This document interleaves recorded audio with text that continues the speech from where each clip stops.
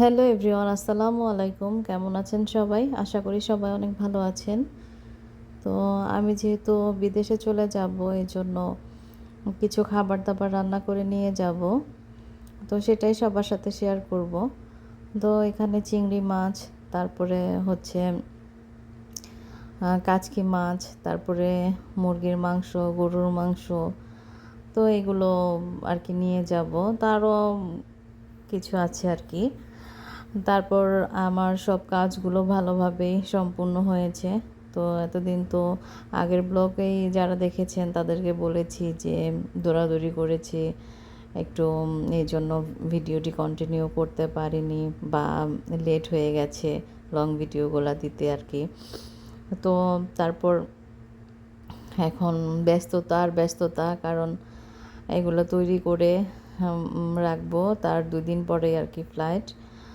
কারণ 2 দিন আগে করতেছি, কারণ যাওয়ার একদিন আগে করলে আমার উপরে চাপটা আর কি বেশি পড়ে যাবে, এই জন্য। তো যতটুকু পারতেছি আর কি নিয়ে যাব, কারণ তারা তো বাংলাদেশের খাবারের জন্য একটু অপেক্ষা করে যে কখন একটু বাংলাদেশি খাবার খাবে। ওইখানে সব পাওয়া যায়, এমন কোনো কিছু নাই যে পাওয়া যায় না, সবই পাওয়া যায়। তারপরও বাংলাদেশের মতো না আর কি। তো আমরা তো বাংলাদেশি খাবার খেয়ে অভ্যস্ত। তো বিদেশি ফ্রোজেন খাবার আমাদের কাছে তেমন একটা ভালো লাগে না, মজা লাগে না। কারণ আমি ওইখানে গেলেই আমার খাওয়া দাওয়া সব কিছু বন্ধ হয়ে যায়। মানে শুধু বাংলাদেশে আসতে ইচ্ছা করে খাওয়ার জন্য, অন্য কিছু না। ওইখানে সব সুযোগ সুবিধাই সব কিছুই ঠিকঠাক আছে, শুধু খাওয়াটাই আমাদের প্রবলেম হয়ে যায়। আমাদের কিনা জানি না, আমার অনেক প্রবলেম হয়। তারপরে তো সকালবেলা যেগুলো ফ্রিজে ছিল সেগুলো ভিজিয়েছি, আর যেগুলো মানে সকালে বাজার করা হয়েছে সেগুলো নিয়েছি। তো এখানে শুটকিও রান্না করব, কিছু মাছ টাছ ভাজি করে নিয়ে যাব, মাংসগুলো কষায় নিয়ে যাব আর কি।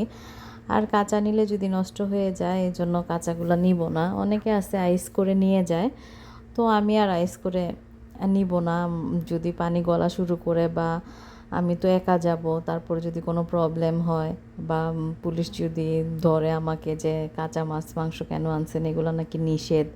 তো অনেক কিছুই চিন্তা ভাবনা করে তো চিন্তা করলাম যে সব কিছু রান্না করেই নিয়ে যাব। তো এখানে আর কি কই মাছ এগুলো সব কিছু ভেজে নিয়েছি। বোয়াল মাছ কাঁচা খেতেই ভালো লাগে, কিন্তু আমি যেহেতু নিয়ে যাব এর জন্য হালকা ভাজা দিয়ে দিয়েছি। তো সব কিছুই হালকা হালকা ভাজা করেছি। আর এটা হচ্ছে ভর্তা, আর এটা হচ্ছে মুরগি মানে কষিয়ে নিয়েছি ভালোভাবে, এটা গরুর মাংস। তো এটাই। তো সকালবেলা আমাকে সবাই মিলে হেল্প করেছে, কারণ এত কিছু তো একা করা সম্ভব না।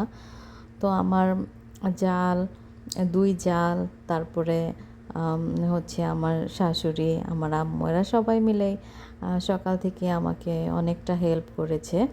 তারপর রান্না করতে করতে কিন্তু অনেক সময় লেগে গেছে, কারণ এগুলা একটা মানে লতি চিংড়ি মাছ এগুলা কোটা বাছা করা, মাংস টাংস এগুলা কোটা বাছা করে, তারপরে এই তো ভর্তাটা বানাতে গিয়ে কিন্তু মাছের কাঁটা একটা একটা করে বাছতে হয়েছে। মানে অনেক কিছুই করা লাগছে। তো সবাই মিলে যেহেতু করছি, তো বেশি সময় লাগে নাই। আর এগুলা ভাজা আর রান্না আমরা 2 জালে মিলেই করেছি, আমার বড় জাল আর আমি। তারপর আমার ছোট জালও আমাকে সাহায্য করেছে, মানে তারপর আম, মানে সবাই মিলেই সাহায্য করেছে, এর জন্য সবগুলা জিনিস আমি সুন্দর করে রেডি করতে পেরেছি, মাশাআল্লাহ।